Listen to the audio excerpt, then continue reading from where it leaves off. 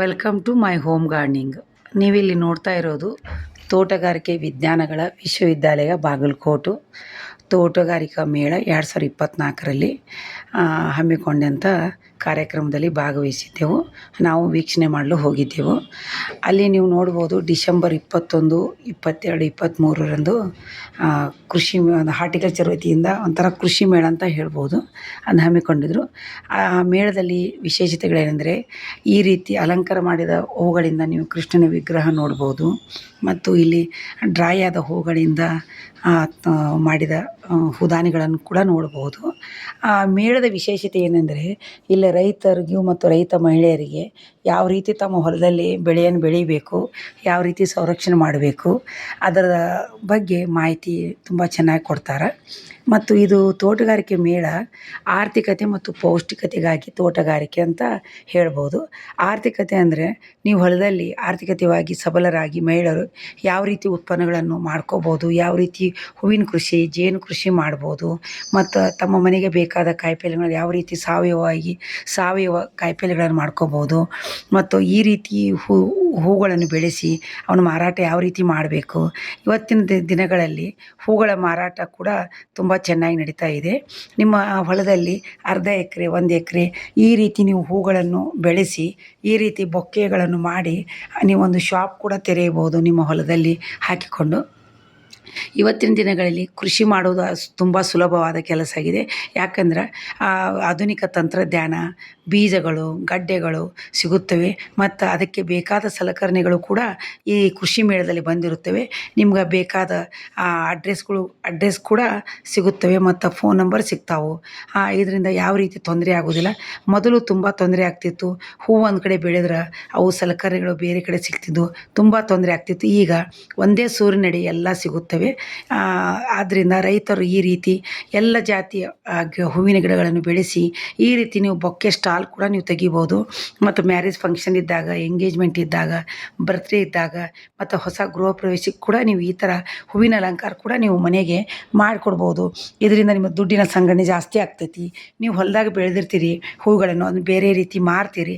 ಮಾರೋ ಬದಲು ನೀವೇ ಅದನ್ನು ರೀಪ್ರೊಡಕ್ಷನ್ ಆಗಿ ತೊಗೊಂಡು ಈ ರೀತಿ ನೀವು ಬೊಕ್ಕೆ ನಿಮ್ಮ ಹೊಲದಲ್ಲಿ ಬೆಳೆದ ಹೂಗಳನ್ನು ಈ ರೀತಿಯಾಗಿ ನೀವು ಬೊಕ್ಕೆ ಮಾಡಿ ಕೊಟ್ಟಾಗ ಅದು ಹೆಚ್ಚಿನ ಹಣ ನಿಮಗೆ ದೊರೆಯುತ್ತದೆ, ಮತ್ತು ಯಾವ ರೀತಿ ಲಾಸ್ ಆಗುವುದಿಲ್ಲ.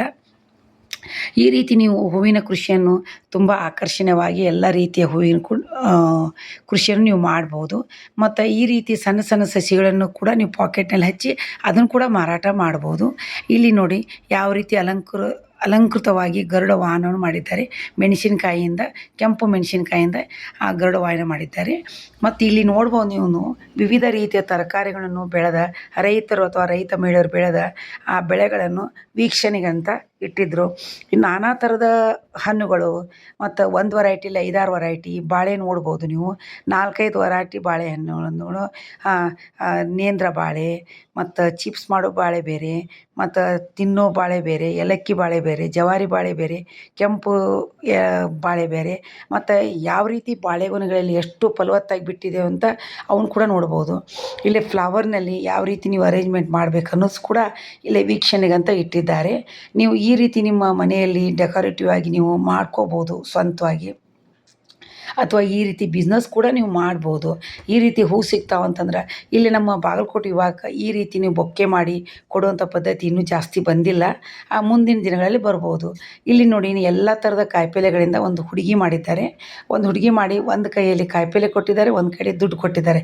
ಏಕೆಂದರೆ ಈ ರೀತಿ ನೀವು ಕಾಯಿಪಲ್ಯಗಳನ್ನು ಹೊಲದಲ್ಲಿ ಮಾಡಿ ಅದನ್ನು ಮಾರ್ಕೆಟಿಗೆ ತಂದು ನಿಮಗೆ ಆರ್ಥಿಕತೆ ಮತ್ತು ಪೌಷ್ಟಿಕತೆಗಾಗಿ ಆ ತರಕಾರಿ ಅಂದಾಗ ನೀವು ಮನೆಗೆ ಉಪಯೋಗ ಮಾಡಿಕೊಂಡು ಅದು ಹೆಚ್ಚಾದ ಕಾಯಿಪಲ್ಯಗಳನ್ನು ಮಾರ್ಕೆಟ್ನಲ್ಲಿ ಮಾರಿ ದುಡ್ಡು ಕೂಡ ಸಂಪಾದಿಸ್ಬೋದು ಅಂತ ಒಂದು ಮಾಡೆಲ್ ತೋರಿಸಿದ್ದಾರೆ. ಇಲ್ಲಿ ನೀವು ನೋಡ್ಬೋದು ಕಲ್ಲಂಗಡಿಯಲ್ಲಿ ಅರಿದ ತರಕಾರಿಗಳಲ್ಲಿ ಅರಳಿದ ಕೆತ್ತನೆಗಳಂತ. ನೀವು ಕುಂಬಳಕಾಯಿ ಇರ್ಬೋದು, ಮತ್ತು ಇದು ಇರ್ಬೋದು ವಾಟರ್ ಮಿಲನ್, ಕಲ್ಲಂಗಡಿ ಅಂತ ಇರ್ಬೋದು. ಅವುಗಳಲ್ಲಿ ಯಾವ ರೀತಿ ನೀವು ಡೆಕೋರೇಷನ್ ಮಾಡಿ ಇಡ್ಬೋದಂತ. ಈಗ ನೀವು ಮ್ಯಾರೇಜ್ಗೆ ಹೋಗಿರ್ತೀರ, ಅಲ್ಲಿ ಈ ಥರ ನೋಡಿರ್ತೀರ ಕಾಯಿಪಲ್ಯ ಸ್ಟಾಲ್ ಮಾಡಿ ಒಂದು ಹಿಂಗೆ ಕಾಯಿಪಲ್ಯ ಹೂದಾನಿಗಳನ್ನು ಇಟ್ಟಿರ್ತಾರೆ ಫಸ್ಟ್ ಎಂಟ್ರೆನ್ಸಿಗೆ ಸ್ವಾಗತ ವೆಲ್ಕಮ್ ಮಾಡಲಿಕ್ಕೆ.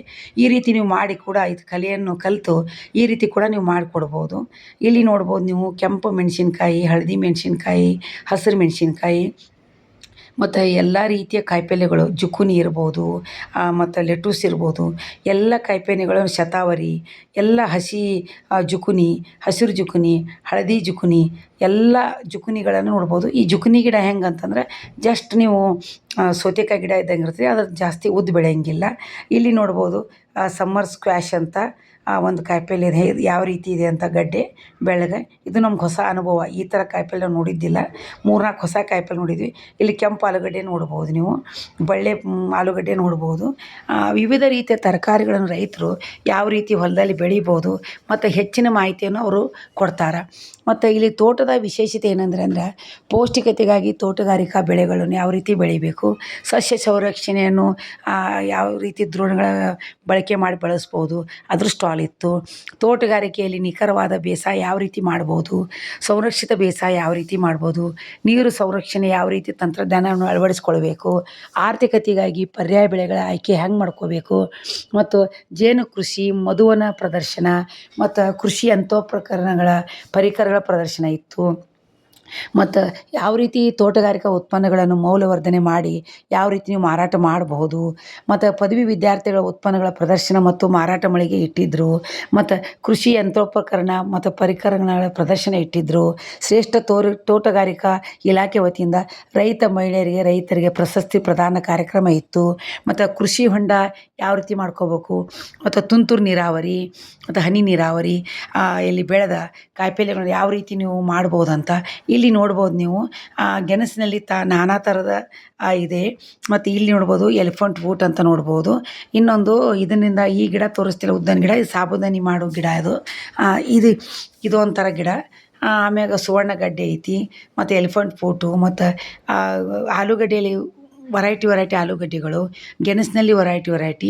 ಮತ್ತು ಈ ರೀತಿ ನೀವು ಗಡ್ಡೆ ಗೆಣಸುಗಳನ್ನು ಮನೆಯಲ್ಲಿ ಕೂಡ ನೀವು ಬೆಳೆಸ್ಬೋದು. ಅಲ್ಲಿ ಸಸಿಗಳು ಕೂಡ ಇದ್ದು, ಗಡ್ಡೆಗಳು ಕೂಡ ಮಾರಾಟಕ್ಕಿದ್ದು, ಎಲ್ಲ ಥರದ ಹೂವಿನ ಗಿಡಗಳು ಇದಿಲ್ಲ ಅಂತ ಹೇಳಂಗಿಲ್ಲ. ಇಲ್ಲಿ ಬದನೆಯಲ್ಲಿ ನೋಡ್ಬೋದು ನಾನಾ ಥರದ ಬದನೆಗಳನ್ನು ಒಂದೇ ಕಡೆ ಇಟ್ಟಿದ್ದಾರೆ. ಎಲ್ಲ ಥರದ ಬದನೆಗಳು, ಇವೆಲ್ಲವೂ ಆರೋಗ್ಯಕ್ಕೆ ಒಳ್ಳೆಯದೆ. ಮತ್ತು ಇಲ್ಲಿ ನೋಡ್ಬೋದು ನೀವು ಬೆಂಡೆಕಾಯಲ್ಲಿ ತುಂಬ ವೆರೈಟಿ ಇದ್ದು, ಹಾಗಲಕಾಯಲ್ಲಿ ವೆರೈಟಿ ಇದ್ದು, ಪಂಪ್ಕಿನ್ ಅನ್ಬೋದು, ಎಲ್ಲ ಥರದ ಫ್ರೂಟ್ಸು ಇದು ಇಲ್ಲ ಅಂತ ಹೇಳಂಗಿಲ್ಲ. ಸೋರೆಕಾಯಿ ಯಾವ ರೀತಿ ನೀವು ಬಳ್ಳಿ ಹಾಕಿ ಬೆಳಿಬೋದು ಅಂತ ಅದನ್ನು ಕೂಡ ಅವರೊಂದು ಮಾದರಿ ಮಾಡಿದರು ಅಲ್ಲಿ ಹುಡುಗರು, ಕಲಿಯುವಂಥ ವಿದ್ಯಾರ್ಥಿಗಳು. ಮತ್ತು ಇಲ್ಲಿ ಬಂದಾಗ ನೀವು ಬೇರೆದ ಕಾಯಿಪಲ್ಯಗಳನ್ನು ಯಾವ ರೀತಿ ಬೆಳೆಸ್ಬೋದು, ಬೆಳೆದ ಕಾಯಿಪಲ್ಯಗಳನ್ನು ಬೆಳಿಲಾರ್ದ ಹೊಸ ಕಾಯಿಪಲ್ಯಗಳನ್ನು ನಿಮ್ಮ ಮನೆ ಸಲುವಾಗಿ ರೈತ ಮಹಿಳೆಯರು ಯಾವ ರೀತಿ ಹೊಲದಲ್ಲಿ ಹಾಕ್ಕೋಬೇಕಂತ ಒಂದು ಮಾಹಿತಿ ಸಿಗುತ್ತದೆ. ಇದೊಂದು ಉತ್ತಮವಾದ ಕಾರ್ಯಕ್ರಮ ಅಂತ ಹೇಳ್ಬೋದು ಜನರಿಗೆ.